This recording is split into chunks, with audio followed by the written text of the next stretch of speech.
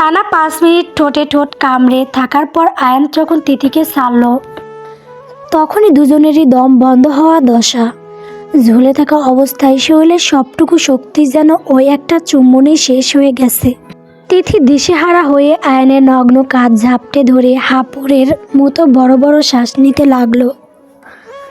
আয়ানের তপ্ত নিঃশ্বাস যখন তিথির ভেজা ঠোঁটে আছড়ে পড়ছে, মুহূর্তের মধ্যে আয়ান তার কোমরে থাকা রশিটা দিয়ে নিজেকে আরও তিথিকে একদম আষ্টেপৃষ্টে বেঁধে ফেলল। তখন আর পড়ে যাওয়ার ভয় নেই, বরং একটা শরীর অন্যতার সাথে সিমেন্টের মতো লেপ্টে আছে। তিথি কাঁপতে কাঁপতে আয়ানের চোখের দিকে তাকিয়ে আর্তনাদ করে বলল, আয়ান, তুমি একটা আস্ত পাগল, সাইকো। এই মরণ ঝুঁকির মধ্যে তুমি এইসব কি করছো? আমাদের প্রাণটাও তো যেতে পারতো। আয়ান বাঁকা হাসলো, সেই হাসিতে বনো আকাঙ্ক্ষা।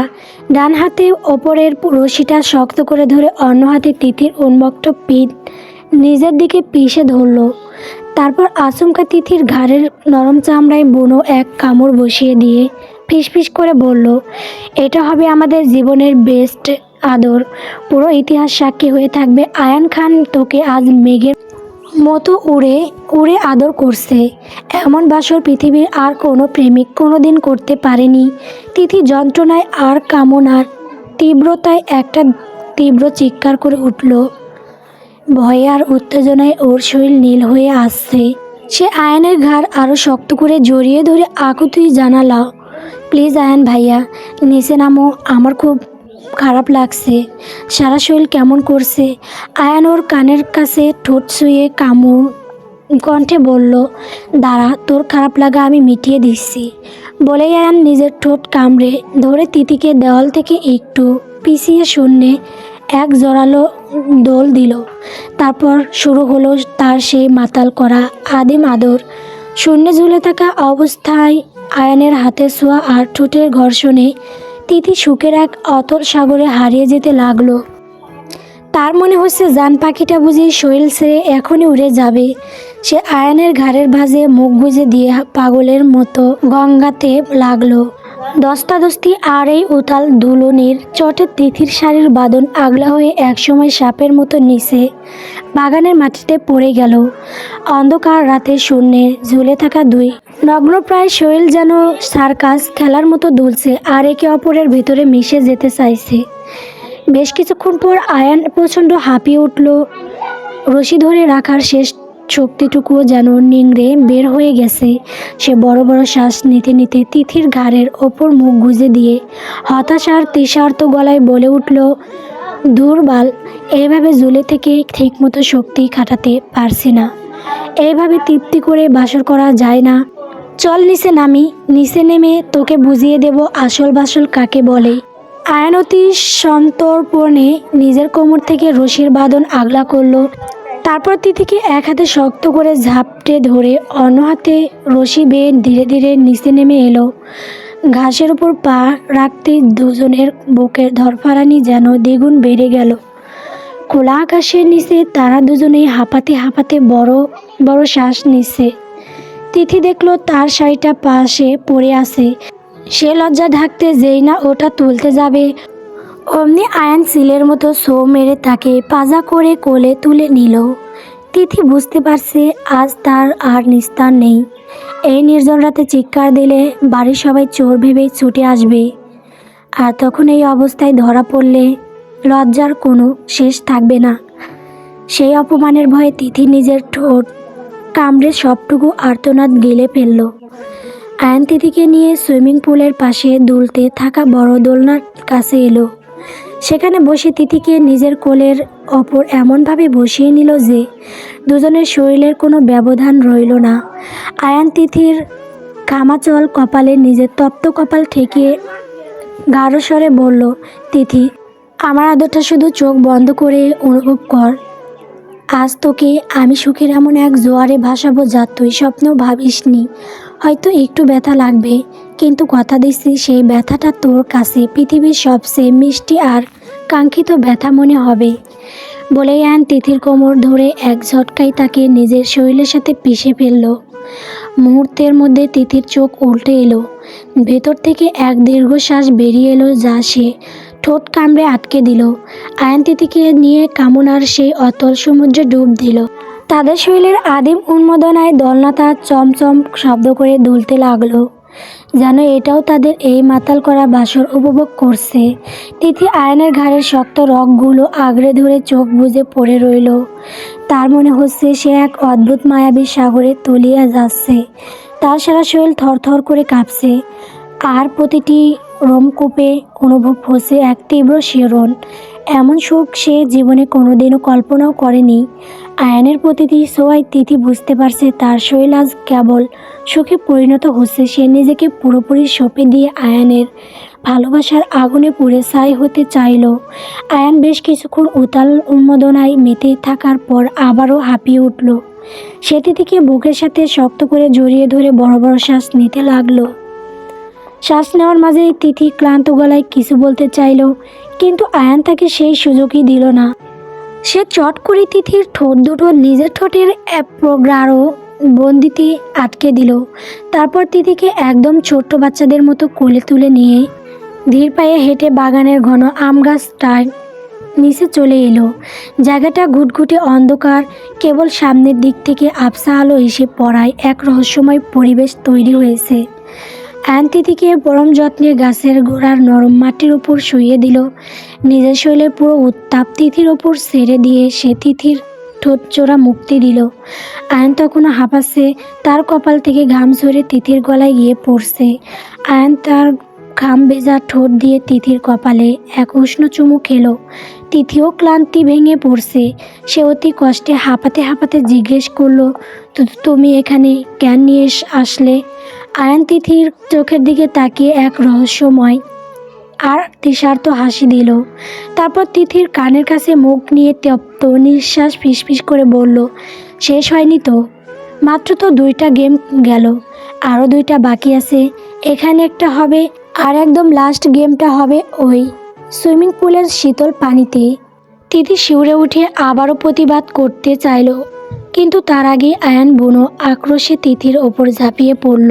সে তিথির দুহাত মাটির সাথে শক্ত করে পিষে ধরল। এবারের আয়ান আগের চেয়েও অনেক বেশি বেপরোয়া, অনেক বেশি আদিম। তার প্রতিটি বনস্পর্শে এমন এক তীব্রতা ছিল যে তিথির মুখ দিয়ে বরাবর অস্ফুট গঙ্গানি বেরিয়ে আসছিল। আয়ান কোনো মিনতি কানে নিল না। সে আবারও তিথির ঠোঁটগুলো নিজের ঠোঁট দিয়ে এমনভাবে চেপে ধরল, যেন সে তিথির শেষ নিঃশ্বাসটুকু আজ শেষে নেবে। মাটির সোদা গন্ধে আর রাতের নিস্তবতায় দুই শরীর একাকার হয়ে গেল। আয়ান বেশ কিছুক্ষণ পর তিথির ঠোঁট জোড়া ছেড়ে দিল। তিথি যন্ত্রণায় আর তীব্র আদরের আতিশয্যে আয়ানের চুল শক্ত করে মুঠি করে ধরল।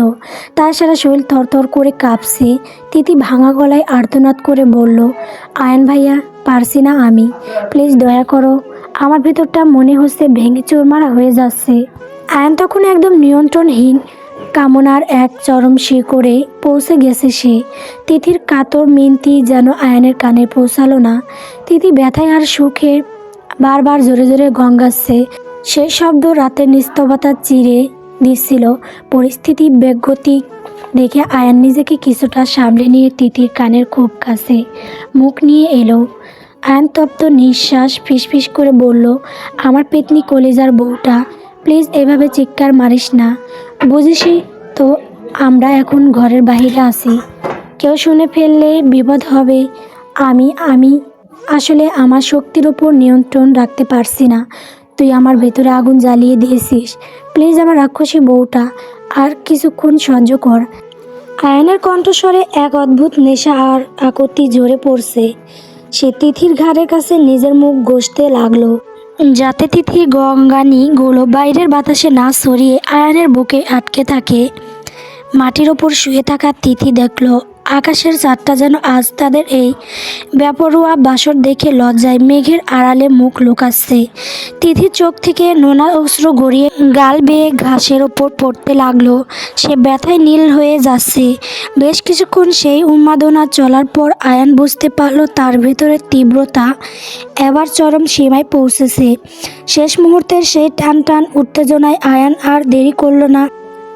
সে নিমিষে মধ্যে তিথির আবারও নিজের বলিষ্ঠ বাহু ধরে আগলে নিয়ে কোলে তুলে নিল। আয়ান দ্রুত পায়ে সুইমিং পুলের একদম কিনারে এসে দাঁড়ালো।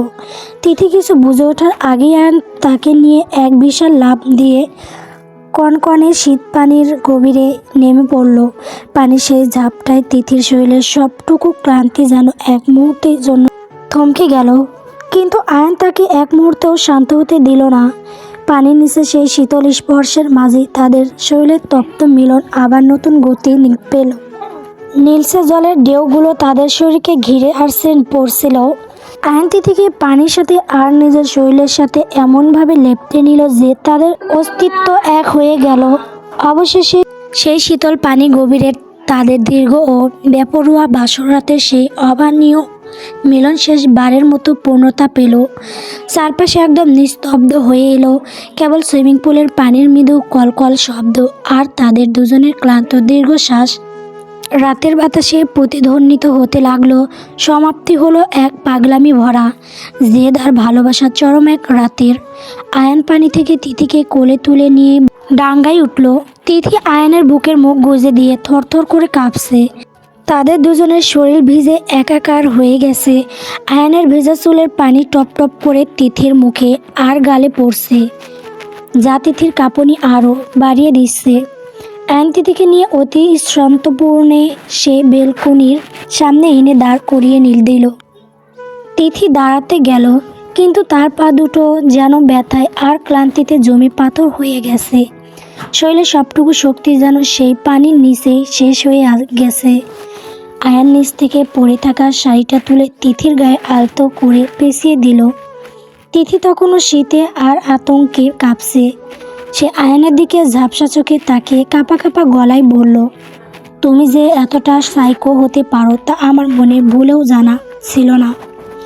একটা আস্ত মাথা মেন্টাল পাগল তুমি। নিজের জীবনের পরোয়া নেই, আমার কথা তো একবারও ভাবলে না। আয়ান তিথির কথা শুনে শব্দ করে হাসল না, বরং তার সেই চেনা বাঁকা হাসিটা দিল। সে তিথির ভেজা চুলের আঙুল চালিয়ে মুখটা একটু উঁচু করে ধরল। আয়ানের চোখে তখনও সেই নেশা আর বিজয়ের আভা। আয়ান ফিসফিস করে বলল, পাগল তো তোকে কাছে পাওয়ার দিন থেকেই হয়ে গেছি রে তিথি। এই পাগলামিটা না থাকলে কি আর আজকের এই রাতটা এমন ইতিহাস হয়ে থাকতো। এখন বেশি কথা না বলে চল, রশি বেয়ে ওপরে উঠতে হবে, নাকি এখন এই অবস্থাতেই সদর দরজা দিয়ে ঢুকে সবাইকে আমাদের এই বাসরের গল্প শোনাবি? আয়ানের কথা শুনে তিথি প্রায় চিৎকার করে ওঠার মতো গলায় বলল, কি এখন এই অবসন্ন শরীর নিয়ে আমি আবার রশি বেয়ে ওপরে উঠব? তুমি কি আমার শরীরে এক বিন্দু শক্তিও অবশিষ্ট রেখেছো? একটা দানবের মতো নিজের সবটুকু শক্তি দিয়ে শুধু নিজের চাহিদা মেটালে আমার সারা শরীরের ব্যথায় কুঁকড়ে যাচ্ছে। আমি এক পা নড়ার ক্ষমতাও হারিয়ে ফেলেছি। আয়ান তিথির এমন অসহায় আর্তনাদ শুনে একদলা তপ্ত নিঃশ্বাস ছাড়ল। তার ঠোঁটের কোণে সেই পরিচিত বাঁকা হাসি ফুটে উঠল। সে তিথির কানের কাছে মুখ নিয়ে কামুক কণ্ঠে বলল, ভালোই তো হয়েছে। এখন প্রতিটা পদক্ষেপে শরীরের প্রতিটা বাজে তোর মনে হবে যে সেখানে আমার ছোঁয়া আছে। এ ব্যথাটাই তোকে সারা রাত মনে করিয়ে দেবে তুই আয়ান খানের বউ। আর ব্যথাটা আয়ানের আদরের ব্যথা। তিথি আর কোনো উত্তর দেওয়ার ভাষা খুঁজে পেল না। তার শরীর তখনও ঠান্ডায় আর ক্লান্তিতে থরথর করে কাঁপছে। আয়ান এবার তিথিকে একবার আপাদ মস্তক খুঁটিয়ে দেখল। তারপর কোনো কথা না বলে আয়ান হঠাৎ সে ঝুলে থাকা রশিটা দু হাতে শক্ত করে ধরল। তিথি অবাক হয়ে বুকুসকে তাকিয়ে দেখল আয়ান একাই অত্যন্ত ক্ষিপ্রতার সাথে রশি বেয়ে উপরে উঠতে শুরু করেছে। তিথির নিচে দাঁড়িয়ে হতভম্ব হয়ে ভাবছে, এই মানুষটা কি আসলেই রক্ত মাংসের মানুষ? এত কিছু হওয়ার পর তার শরীরে এত শক্তি কোথা থেকে আসে? সে একা উপরে উঠে যাচ্ছে কেন? তাকে কি নিচে এই অন্ধকারে ফেলে রেখে যাবে? তিথির ভাবনার মাঝে আয়ান উপরে উঠে গিয়ে একবার বুক ভরে শ্বাস নিল। নিজেকে কিছুটা শান্ত করে নিয়ে আয়ান উপর থেকে ঝুঁকে তিথির দিকে তাকিয়ে নিচু স্বরে বলল, রশিটা ধর। তুই শুধু দুই হাতে শক্তি করে ধরে থাকবি, আমি টেনে তুলব। একদম ভয় পাবি না। তিথি প্রথমে কিছুটা ইতস্তত করলেও শরীরের ব্যথায় আর নিচ থেকে ওপরে ওঠার শক্তি পাচ্ছিল না। সে ধীরে ধীরে রশিটা দু হাতে শক্ত করে মুঠো করে ধরল। আয়নের উপর থেকে নিজের সবটুকু গায়ের জোর খাটিয়ে রশিটা টেনে টেনে তিথিকে ওপরে তুলতে লাগলো। তিথি যখন রেলিংয়ের কাছাকাছি পৌঁছালো, আয়ান দ্রুত হাত বাড়িয়ে তাকে একদম পাজা করে কোলে তুলে নিয়ে বেলকনিতে দাঁড় করিয়ে দিল। পায়ের নিচে শক্ত মেজে পেতে তিথির যেন হুঁশ ফিরল। আয়ানের শরীরের স্পর্শ আর বাইরের সেই উন্মাত্তাল স্মৃতিগুলো তখনও তার শরীরে কাটা দিচ্ছে। তিথি এক মুহূর্তেও আর সেখানে দাঁড়ালো না। অনেক কষ্টে শরীরটা টেনে টেনে পা টেনে হেঁটে সে রুমে ঢুকলো। আয়ান তখনও বেলকনিতে দাঁড়িয়ে নিজের হাঁপানো শ্বাস সামলাচ্ছে। তিথি দ্রুত আলমারি থেকে নিজের শুকনো জামাকাপড় বের করে নিল এবং আয়ানের দিকে একবারও না তাকিয়ে সোজাসুজি ওয়াশরুমে ঢুকে দরজা আটকে দিল। গোসল শেষ করে তিথি শুকনো কাপড় পরে রুমে আসার সাথে সাথেই আয়ান এক অদ্ভুত চোখের ইশারা দিয়ে ওয়াশরুমে ঢুকে গেল। তিথি আয়নার সামনে দাঁড়িয়ে নিজের ভেজা চুলগুলো মুছতে মুছতে বিড়বিড় করে তাকে গালি দিতে লাগলো। কিছুক্ষণ পর আয়ান গোসল শেষ করে কোমরে শুধু একটা তোয়ালে জড়িয়ে বের হয়ে এলো। আয়ানকে এই অবস্থায় দেখে তিথি দ্রুত নিজের নজর সরিয়ে নিল এবং অন্যদিকে তাকে দাঁতে দাঁত চেপে বলল, অসভ্য, লাজ শরম সব কিছু ধুয়ে মুছে খেয়ে ফেলেছো। আয়ানের কানে তিথির কথাগুলো ঠিকই পৌঁছালো। আয়ান তোয়ালে দিয়ে নিজের ভেজা চুল মুছতে মুছতে নির্বিকার ভঙ্গিতে বলল, এইভাবে নাক কুচকানোর দরকার নেই। এমনিতেই তুই আমার সব দেখেছিস আর আমিও তোরটা দেখেছি। নতুন করে লুকানোর তো কিছু নেই। আয়নের মুখে এমন নির্লজ্জ কথা শুনে তিথির রাগে আর লজ্জায় কান দিয়ে যেন আগুন বের হতে লাগলো। তার ইচ্ছে করছে এখনই গিয়ে আয়ানের মাথার সব চুল টেনে ছিঁড়ে ফেলতে। আয়ান আলমারি থেকে একটা টি শার্ট আর ট্রাউজার বের করে পরে নিল। তারপর তিথিকে ওভাবে পাথরের মতো দাঁড়িয়ে থাকতে দেখে বাঁকা হেসে বলল, কিরে, দাঁড়িয়ে আছিস কেন? নাকি আবারও গেম খেলবি? তিথি এবার এক কদম রাগে ফাইটে পড়ল। সে চিৎকার করে বলল, কিছু খেলবো না, দরজা খুলে দাও। লক করে রেখেছ কেন? আমি আমার রুমে যাব। তিথির কথা শুনে আয়ান সেই শয়তানি হাসিটা দিল। সে আগে থেকেই জানতো তিথি চলে যেতে চাইবে, তাই সে সতর্ক হয়ে আগের দরজা চাবি দিয়ে লক করে রেখেছে। আয়ান ধীরে ধীরে তিথির দিকে এগোতে শুরু করলো। তার চোখের সেই শিকারী দৃষ্টি আবার ফিরে এসেছে। আয়ান ধীর লয়ে বলল, কোথায় যাবি? তিথি ভয় আর রাগে পিছাতে পিছাতে দেওয়ালের সাথে মিশে গেল। সে আর্তনাদ করে বলল, আমার রুমে যাব। তোমার চাহিদা তো মিটেই গিয়েছে, এখন আর আটকে রেখেছো কেন? আমাকে যেতে দাও। আমি তোমার মতো একটা জানোয়ারের সাথে এক ঘরে আর এক মুহূর্তেও থাকবো না। আয়ান এগোতে এগোতে তিথিকে এক হাতে দেওয়ালের সাথে আবদ্ধ করে ফেলল। আয়ানের চোখের দৃষ্টিতে এক রোখা জেদ। সে তিথির খুব কাছে মুখ নিয়ে গিয়ে গাঢ় স্বরে বলল, তোকে কে বলেছে আমার চাহিদা মিটেছে? আমার চাহিদা তখনই মিটবে যখন তোকে জড়িয়ে ধরে ঘুমাবো। সকালবেলা উঠে তোর মুখটা আগে দেখব। সকালবেলা ঘুম ভাঙলে যখন তোকে আমার বুকের মাঝে আবিষ্কার করব, তখনই আমার চাহিদা মিটবে। শোন, এখন থেকেই এইটাই তোর রুম। এই রুম থেকে বের হওয়ার কথা ভুলেও কল্পনা করবি না, বুঝেছিস? কথাটা শেষ করে আয়ান কোনো সুযোগ না দিয়ে তিথিকে এক ঝটকায় কোলে তুলে নিল। তিথি অপ্রস্তুত হয়ে হাত পা সরে ছটফট করতে লাগলো, কিন্তু আয়ানের লোহ কঠিন বাঁধন আগলা হলো না। আয়ান তিথিকে বিছানায় নিয়ে এসে শুইয়ে দিল এবং মুহূর্তেই তাকে কোলবালিশের মতো আষ্টেপৃষ্টে বুকের সাথে জড়িয়ে ধরে চোখ বন্ধ করলো। তিথি আয়ানের শক্ত বুকের ওপর দু হাত দিয়ে অনবরত ধাক্কা দিতে দিতে চেঁচিয়ে বলল, আয়ান ভাইয়া, ছাড়ো বলছি। আমার একদম সহ্য হচ্ছে না তোমাকে, প্লিজ মুক্তি দাও আমাকে। আয়ান এবার চোখ না খুলে তিথিকে আরও শক্ত করে নিজের শরীরের সাথে মিশিয়ে নিল। তার কণ্ঠস্বরে এক ধরনের গম্ভীর হুঁশিয়ারি ছিল। সে চিবুক চেপে ধরে বলল, ডোন্ট ডিস্টার্ব মি বউ। একবার শাওয়ার নেওয়াইছি, আবার বাধ্য করিস না শাওয়ার নেওয়াতে। চুপচাপ এই বুকের মধ্যে পড়ে থাক। নাইলে রাতটা কিন্তু আরও লম্বা হবে। আয়ানের এই সোজা সাপটা হুমকিতে তিথি একদম জমে গেল। সে জানে এই মানুষটা যা বলে তা করতে দ্বিধা করে না। রাতের সেই উতাল স্মৃতির রেশ এখনও তিথির শরীরে টাটকা। সে আর দস্তাদস্তি করার সাহস পেল না। আয়নের গায়ের ঘ্রাণ আর তার বুকের দকানি শুনতে শুনতে তিথি স্থির হয়ে পড়ে রইল। রাত্রা শেষের পথে ভোরের হালকা একটা ঠান্ডা আভা চারপাশকে ঘিরে ধরেছে। আরশির হঠাৎ ঘুম ভাঙল দূর থেকে ভেসে আসা একটা মিষ্টি অথচ বিষণ্ণ গিটারের আওয়াজে। সে পাশে তাকিয়ে দেখে বিছানায় শিয়াব নেই। আরশি চোখ ডলতে ডলতে বিছানা থেকে নেমে আলস্য ভেঙে হেঁটে হেঁটে ব্যালকনিতে এলো। দরজায় দাঁড়াতে সে দেখল ব্যালকনির চেয়ারে বসে শিয়াব আপন মনে গিটার বাজাচ্ছে।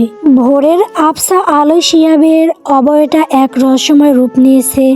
হঠাৎ আরশি শুনতে পেল শিয়াবের সেই দরদি কণ্ঠের গান।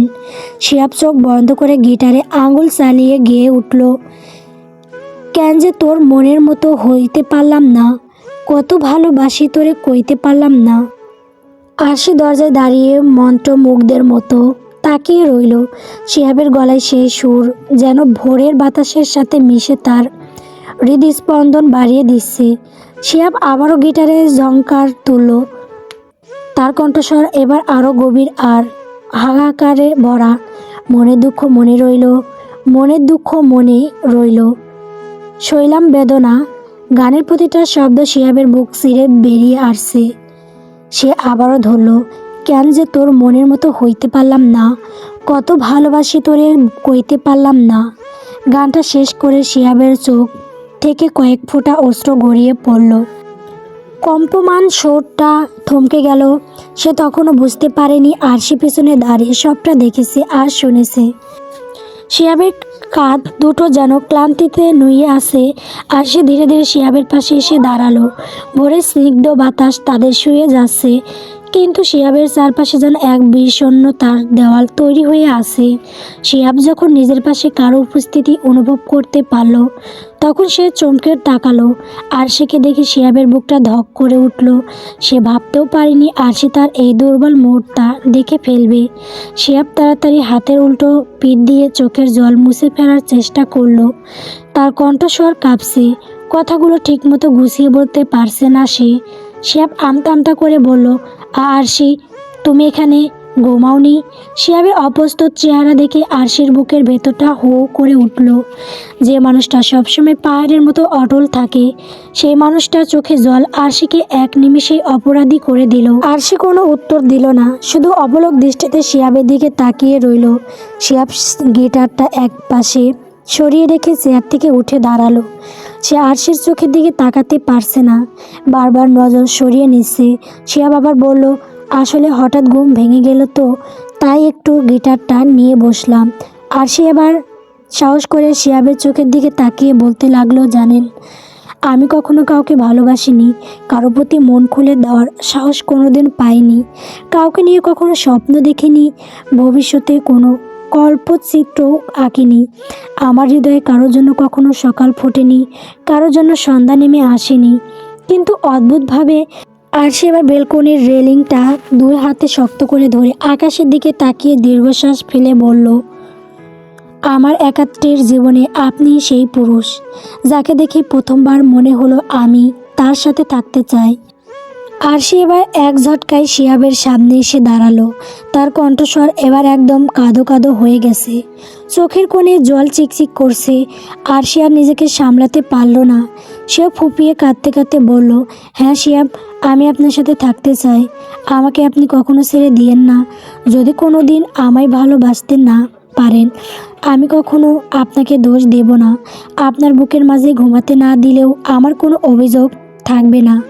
আরশি এবার অসহায়ভাবে নিজের হাত দুটো জোর করে শিহাবের সামনে দাঁড়ালো। তার গলার স্বর কান্নায় ভেঙে পড়ল। যদি আপনার পায়ের কাছে সামান্য একটু আশ্রয় পান, তবে শুধু সেই সামান্য আশ্রয়টুকুই আমাকে দিন।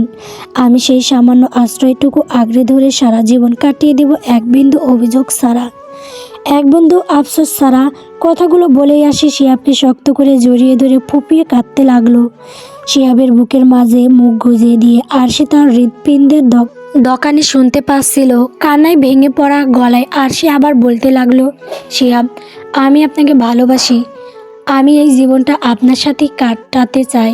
আমি জানি আমি হয়তো কোনো দিন তোরার জায়গাটা নিতে পারবো না, তার শূন্যস্থান পূরণ করার সাধ্য আমার নেই, কিন্তু আমি কথা দিচ্ছি শিহাব, আমি আপ্রাণ চেষ্টা করব আপনাকে ভালো রাখতে। চেষ্টা করব আপনার ওই বিষণ্ণ মুখে অত্যন্ত একটুখানি হাসি ফুটাতে। প্লিজ শিহাব, তবু আমাকে কখনো ছেড়ে দিয়েন না। আর সে কথাগুলো শুনে শিহাব একদম পাথর হয়ে গেল।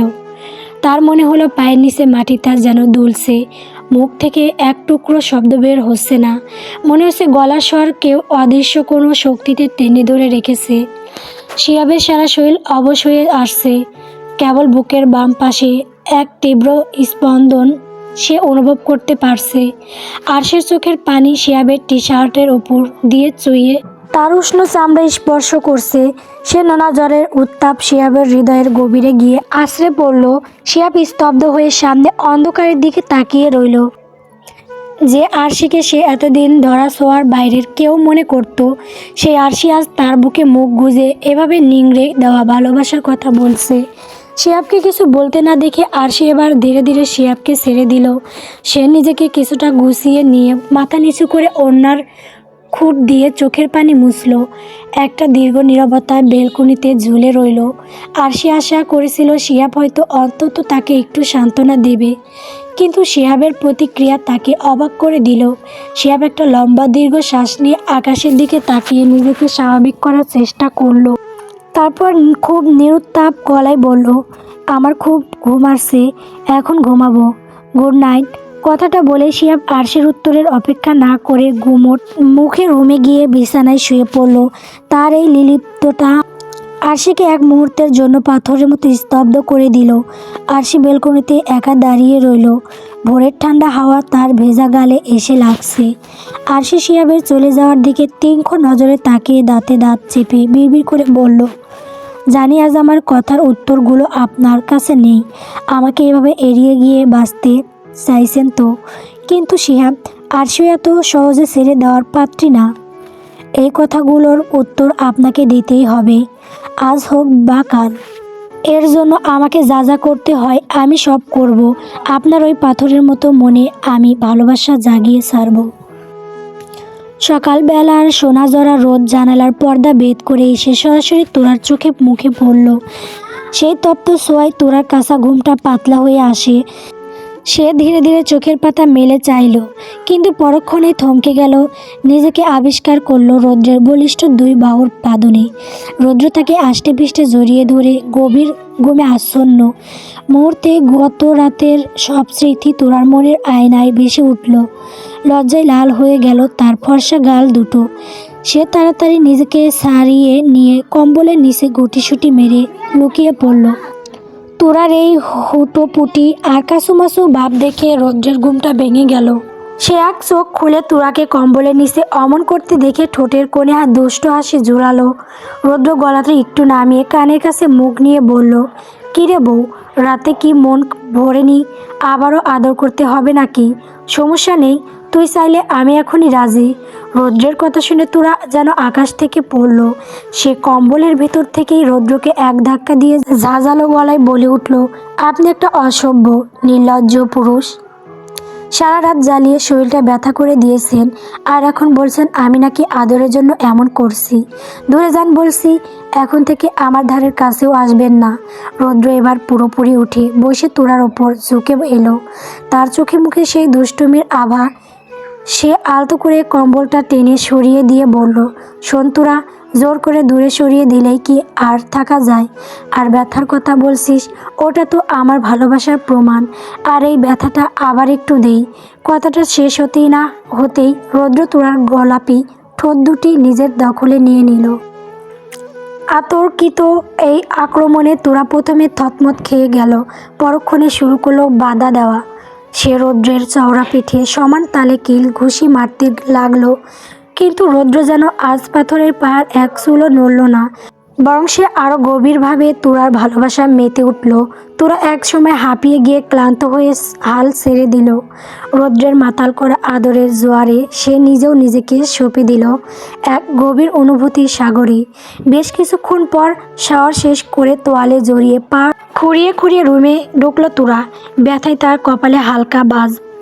বিছানায় আয়েশ করে বসে থাকা রৌদ্র তুরার এই দশা দেখে বাঁকা হাসল। দুষ্টুমি ভরা গলায় বলল, কী রে বউ, খুব বেশি কষ্ট হচ্ছে বুঝি? আসবি একটু কাছে, আমি না হয় পাটা টিপে দিলাম। রৌদ্রের এই রসিকতা শুনে তুরা আর সহ্য করতে পারল না।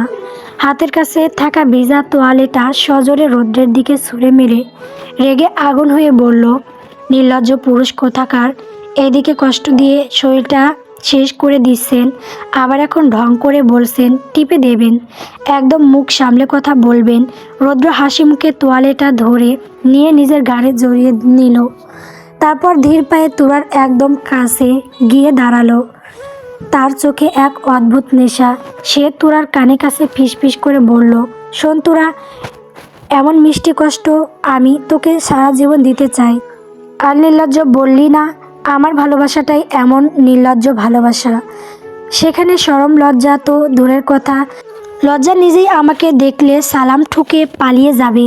এই আদর তোকে এখন থেকে সবসময় সহ্য করার অভ্যাস করতে হবে। তোরা গালের লাল আভা দেখে রৌদ্র আরও সাহস হয়ে উঠল। সে আরেকটু ঝুঁকে ফিসফিসিয়ে বলল, চল না বউ, বাথরুমে আরও একটা রাউন্ড খেলি। যত বেশি খেলা হবে তত বেশি মজা পাবি। কথাটা শুনেই তুরার মাথায় রক্ত চড়ে গেল।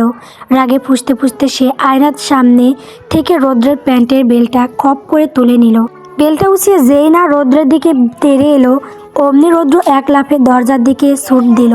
ওয়াশরুমে ঢুকে পড়ার আগে হাসতে হাসতে চিৎকার করে বলল, বাপরে, খেপেছে রে। রৌদ্রের রাগিনী বউ আজ পুরোপুরি খেপেছে। নিজের জীবন বাঁচাতে চাইলে এখন পালানোর বুদ্ধিমানের কাজ। চাচা আপন প্রাণ বাঁচা। নিজের শরীরের ওপর অস্বাভাবিক ভার অনুভব করে তিথির কাঁচা ঘুমটা এক নিমিষে টুটে গেল।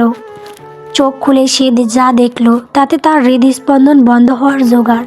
দেখলো বিশাল দেহি আয়ার আস্ত একটা পাহাড়ের মতো তার বুকের ওপর চড়ে ঘুমিয়ে আছে।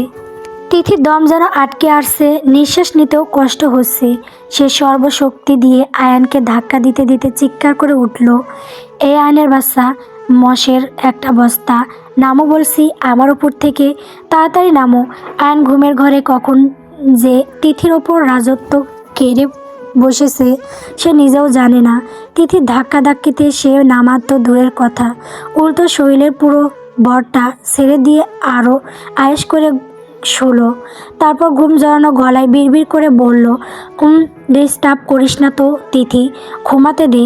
আজ বিছানাটা হঠাৎ এত নরম তুলতুলে লাগছে কেন বলতো? মনে হচ্ছে তুলোর মেঘের ওপর শুয়ে আছি।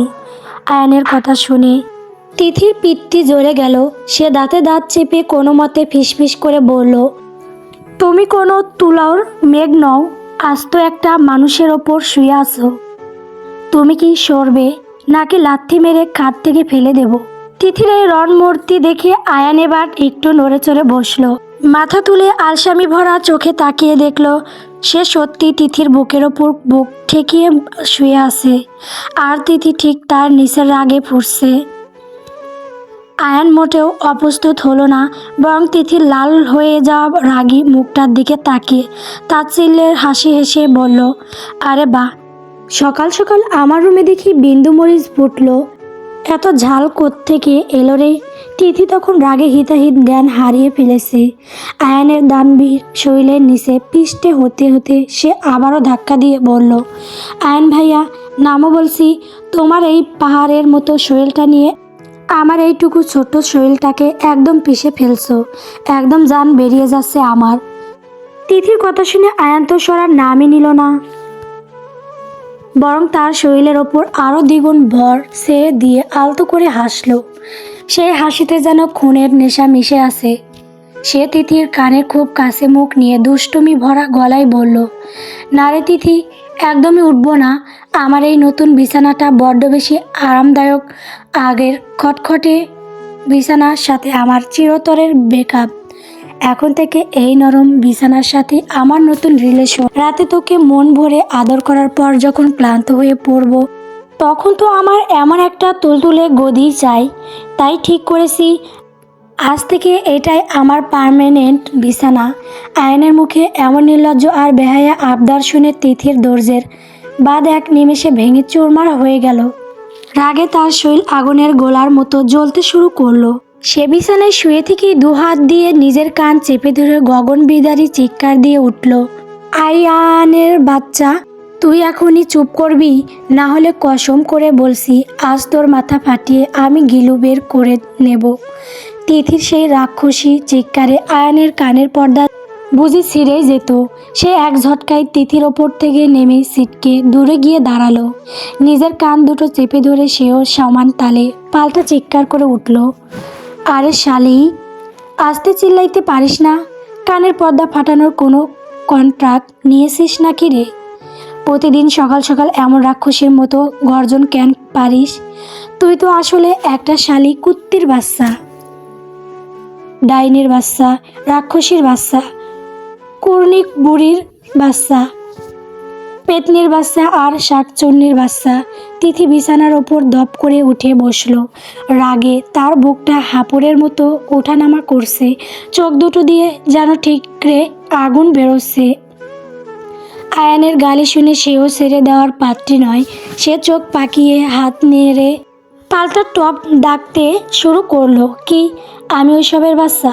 তাহলে তুমিও শোনো রাখো আয়ান, তুমি একটা কুত্তার বাচ্চা, হারামির বাচ্চা, শুয়োরের বাচ্চা, কাঠবিড়ালির বাচ্চা, ইঁদুরের বাচ্চা, বিলারের বাচ্চা, তেলাপোকার বাচ্চা, শয়তানের বাচ্চা, হাঁসের বাচ্চা, বেয়ারা মূর্খের বাচ্চা, গরুর বাচ্চা, ছাগলের বাচ্চা, বাঘের বাচ্চা, খরগোশের বাচ্চা, আর আস্ত একটা খবিশের বাচ্চা।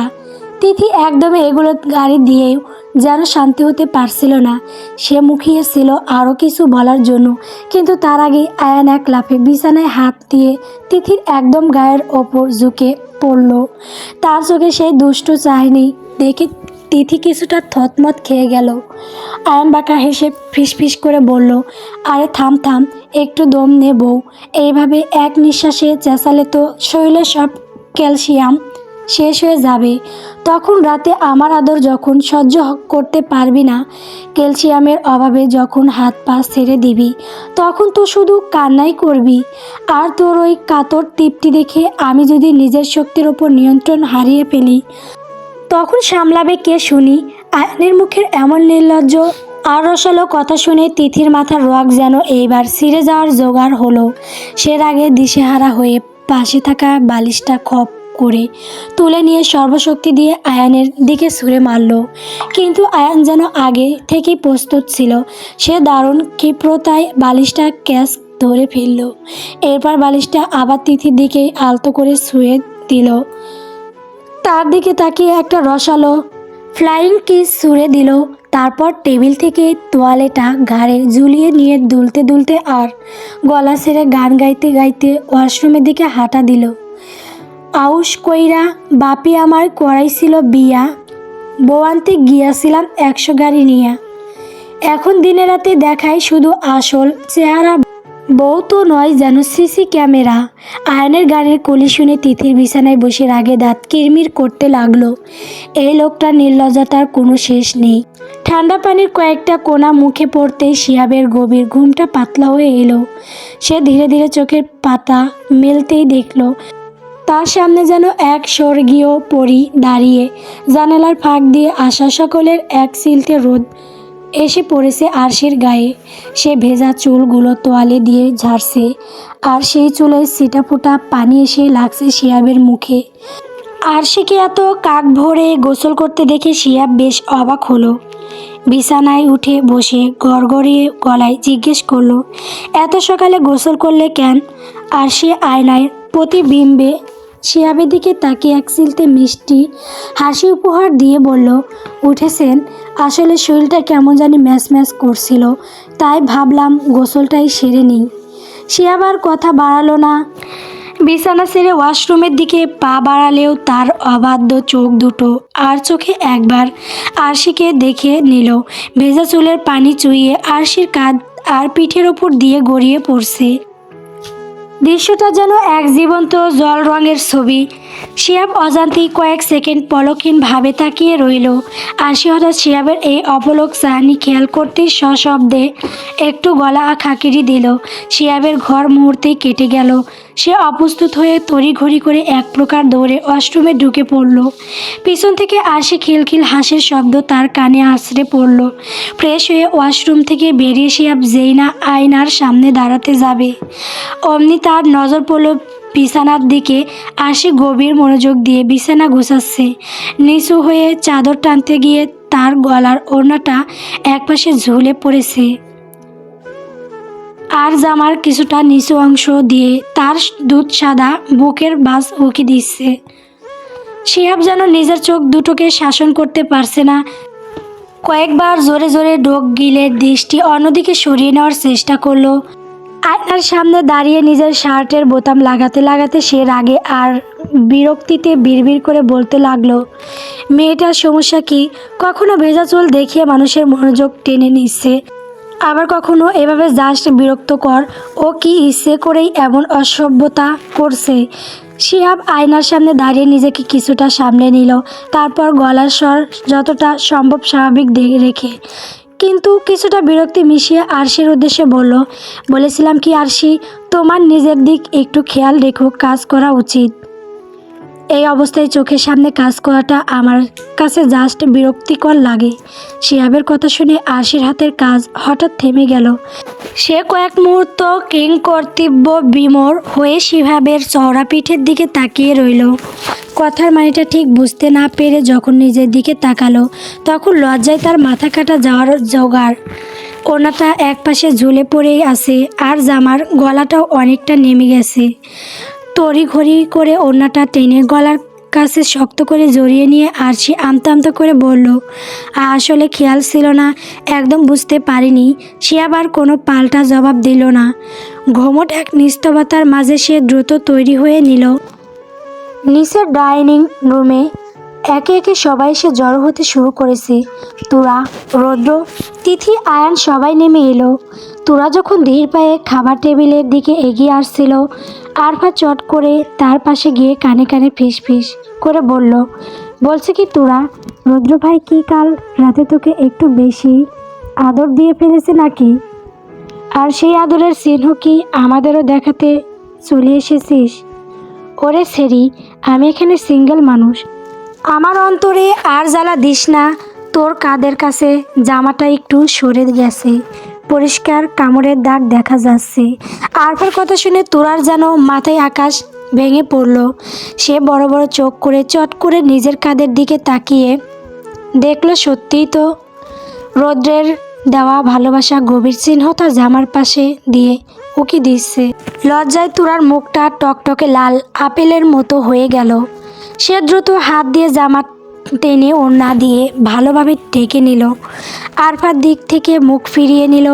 আরফা আড়ালে মুখ টিপে হাসতে লাগলো। সবাই মিলে ডাইনিং টেবিলে বসে খাওয়া শুরু করার কিছুক্ষণ পর পরিবেশটা একটু গম্ভীর হয়ে উঠল। শিহাব গ্লাসে এক চুমুক পানি খেয়ে সবার উদ্দেশ্যে বলল, আসলে আপনাদের একটা কথা বলতে চাচ্ছি। আমি আজই চলে যাব, অফিসে খুব জরুরি একটা মিটিং আছে, যেটা কোনোভাবেই ম্যানেজারের ওপর ভরসা করে ছেড়ে দেওয়া যাবে না। শিহাবের এই হঠাৎ চলে যাওয়ার ঘোষণায় টেবিলের সবার মাঝেই একটা নিস্তব্ধতা নেমে এলো। আরশি এক মুহূর্তের জন্য শিহাবের দিকে তাকালো। তার চোখে যেন এক চাপা বিষণ্ণতা খেলা করে গেল। আনোয়ার খান দীর্ঘশ্বাস ফেলে শিহাবের দিকে তাকালেন। বড় ছেলের মতো শিহাবকে তিনি বেশ পছন্দ করেন, তাই মন থেকে চাইছিলেন সে আরও কটা দিন থাকুক। তিনি খানিকটা অনুরোধের স্বরে বললেন, আর কিছুদিন কি থাকা যায় না বাবা? কোনোভাবে কি অফিসের কাজটা ম্যানেজ করা যায় না? শিহাব বিনিময়ের সাথে কিন্তু দৃঢ়ভাবে জবাব দিল, না আঙ্কেল, এই কাজটা এখন অন্য কাউকে দিয়ে হবে না। ম্যানেজারের ওপর ভরসা করে ফেলে রাখলে বড় ধরনের ক্ষতি হওয়া যাওয়ার সম্ভাবনা আছে। এই সময়ে আমার সরাসরি থাকাটা খুব জরুরি। আনোয়ার খান ধীর স্থিরভাবে মাথা নাড়লেন। তিনি নিজ একজন ব্যবসায়ী, তাই খুব ভালো করেই জানেন ব্যবসার ক্ষেত্রে সময়ের গুরুত্ব আর ঝুঁকি কতটা মারাত্মক হতে পারে। তাই তিনি আর জোরাজুরি না করে মন সম্মতি দিলেন। পুরো ডাইনিং টেবিল জুড়ে এক গমট নিস্তবতা নেমে এলো। গল্প নির্লজ্জ ভালোবাসা পরবর্তী পর্ব পাওয়ার জন্য অবশ্যই আমার চ্যানেলটিকে সাবস্ক্রাইব করবেন আর গল্পটি কেমন হয়েছে কমেন্ট করে জানাবেন। ধন্যবাদ।